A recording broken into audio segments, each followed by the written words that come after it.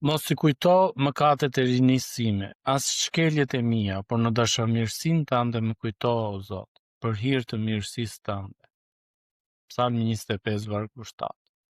Ne njerëzit i harrojmë gjërat gjatë gjithë kohës, por Bibla thotë se Perëndia nuk do t'i kujtojë më mëkatet tona. Si mundet të jetë kjo? A nuk i di Perëndia të gjitha? Kjo nuk do të thotë që Perëndia e humbet kujtesën e tij. Do të thotë që ai zgjedh të mos na i mbaj më mëkatet tona. Kur marrim faljen nga Perëndia, ato mëkate zhduken përgjithmonë në sytë e tij. Neve e kemi marrë faljen e mëkateve në momente kur neve kemi rrëfyer Krishtin si Zot të jetës sonë, dhe duke u pagzuar në emër të Atit të Birit dhe të Frymës së Shenjtë.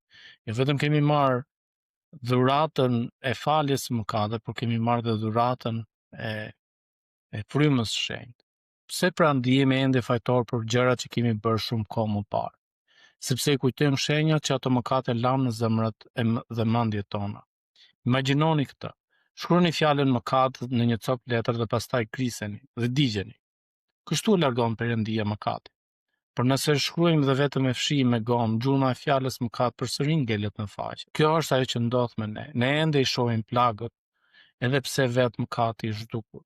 Plagët mund të meten për ndjenja e fajit të zhdukur.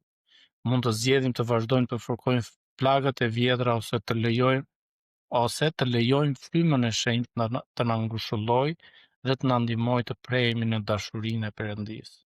Ashtu siç Perëndia zgjedh që të mos na i shikojë më mëkatet tona, por të na shikojë të falur, të pastër dhe të shenjtë, ashtu të shikojmë edhe ne miqt, shokët, njerëzit tanë, duke i falur edhe duke krijuar mundësi të reja. Zoti ju bekoft.